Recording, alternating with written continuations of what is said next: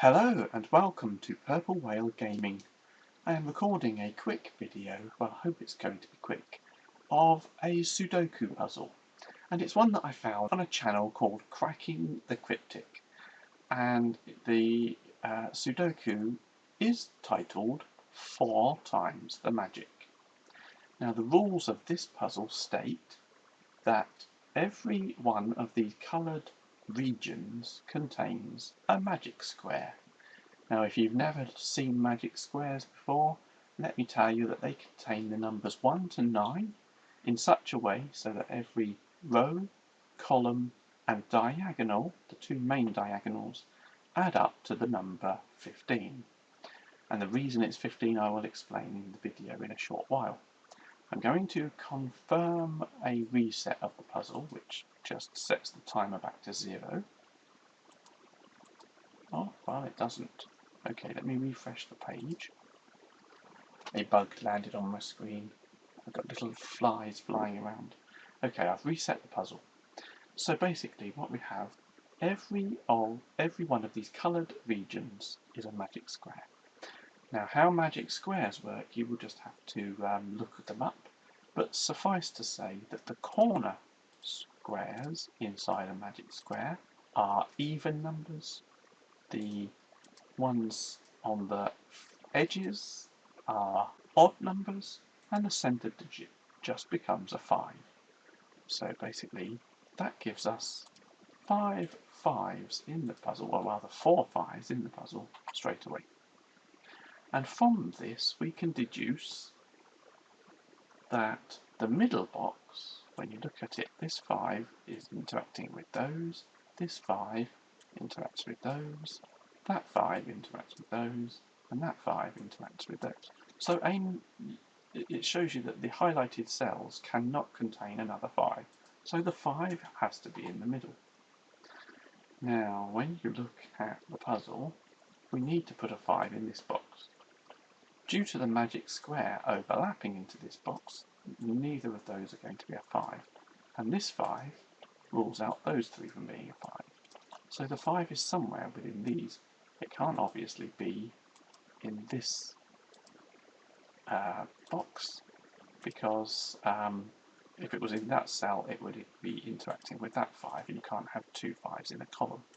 So basically the 5 is in one of those positions there. This means that over here in this area we can rule out those 3 cells, because if a 5 is there or there, then you can't have any more 5s over here. Well, we certainly couldn't put one there because of this 5 anyway.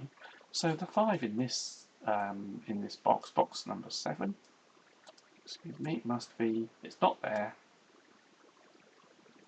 and it's not there, and this 5 is ruled out from being here, and you can't have another 5 in the magic square. So actually we've got a 5 in that cell, and I think this bounces around the grid as such. So box 1 in the puzzle, the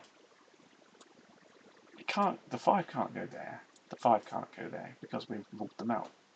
A 5 can't be here, a 5 can't be in the magic square because there's already a 5 in the magic square, so the 5 must be here. And I think it's sort of forming a grid shape, and I think that continues. This 5 rules a 5 out of there. This 5 rules a 5 out of there. And this 5 rules a 5 out of there. And you can't have another 5 in the magic square. So that becomes a 5.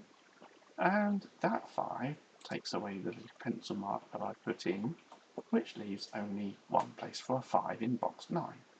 So that's all of the 5s in the puzzle.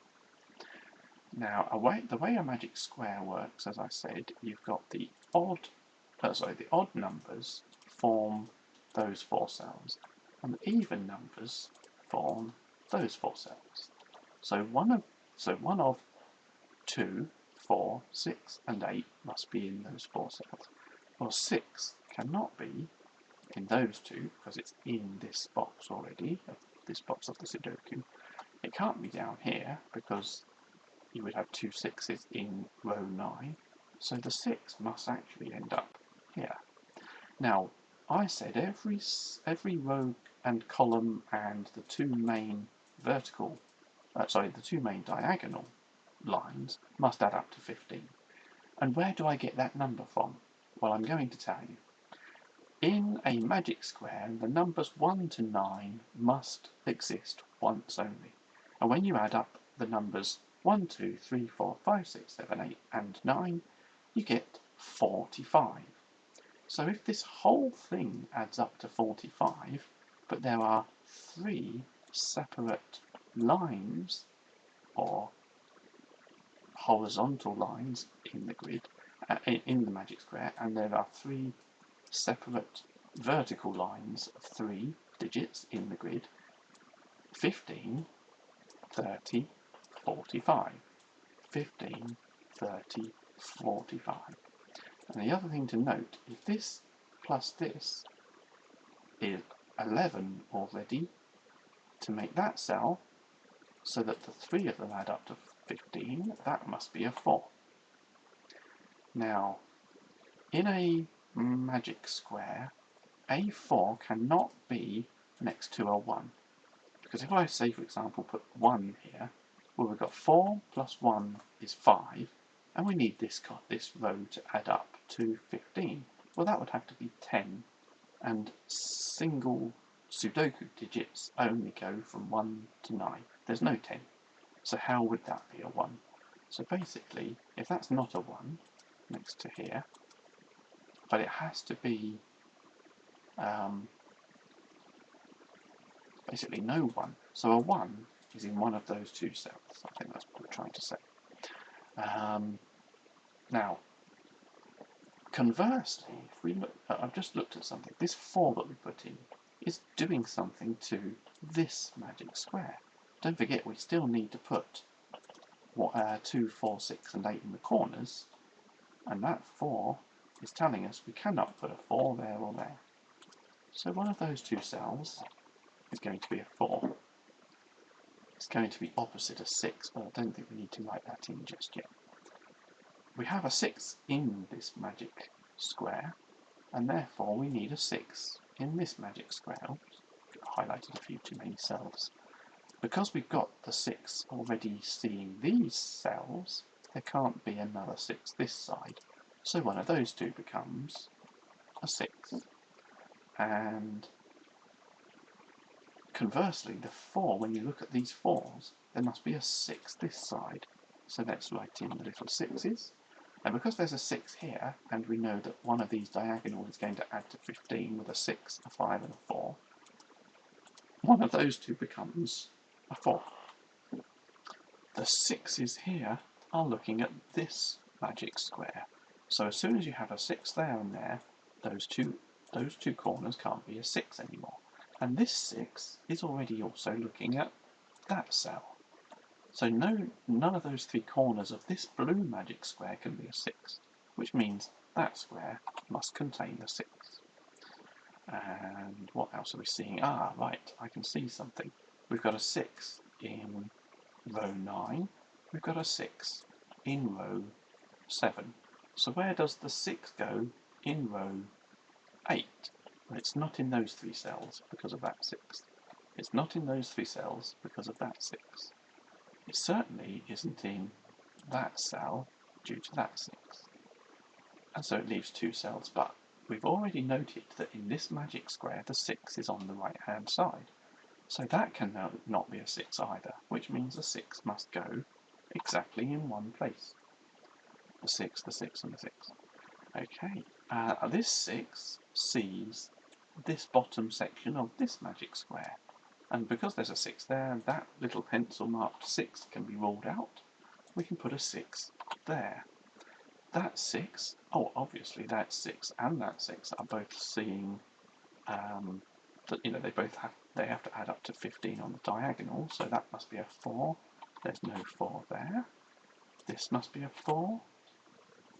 And this 6 is seeing this pencil marked 6, which stops that from being a 6, which puts a 6 there and a 4 here. So far, these numbers are all in the same orientation, but that doesn't necessarily mean the magic square has to be. We don't know exactly whether, well, we don't know how that works yet. This 1 is seeing this magic square, however, And do you remember I said that one of these 4 digits has to be a 1? Well, it can't be those two. So one of these is a 1.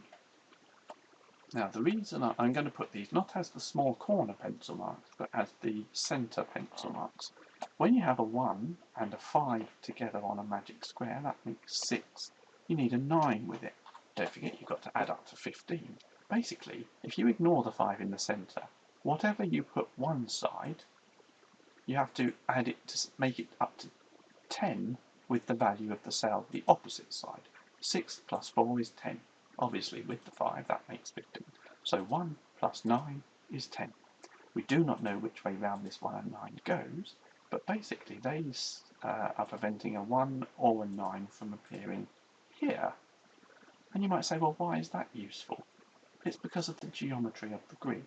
If you look at this red magic square, we have to put 1 and 9 into the red square, but it must also be within this box of the Sudoku. Therefore, the 1 and the 9, we don't know which order they go in, but they must be in that position there. So that stops that from being a 1. So we've got a 1 and a 9 here, which means as well this is a 3 and a... Oh, sorry, not that box. A 3 and a 7. This has to be a 3 and a 7. And the same up here. 3 and 7. Now do you remember I said a 4 cannot be next to a 1? If that's the case, because 4 plus 1 would only add up to 5, and you would still need another 10 to make it 15, this must be the 9 with a 1 up the top. 4 plus 9 is 13. You need 2 with that to make 15. 6 plus 2 is 8. 8 and 7 add up to 15. 7 plus 5 is 12. You need another 3 on top of that to make 15. And 4 plus 3 is 7, so that has to have 8 added to it to make 15. And just to check the other sum, 6 plus 8 is 14 and 1 is 15. So we have our first magic square done. We've got our 1 and our 9 here, but do you remember I said you can't put 4 next to 1?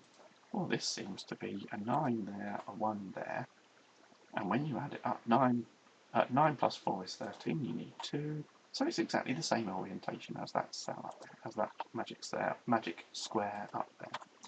Let's put an 8 there, 3 goes here. This 8 and 4 are seeing that square. The only other digit that you can put, because it's already got 6, 8 and 4 in the column, and this needs to be an even digit, it must be the 2, and it looks like that's the exact same layout of square as we have in the other part of the grid. It seems to just completely add up to the exact same position. Now we have this last magic square, and would you believe it? I believe it's the same as well. The 8 is seeing that corner cell, so that must be another 2. The 8 must be up here, yes, because it sees 4, 2 and 6 already. And I believe this is going to be the exact, 8 plus 4 is 12, you need 3.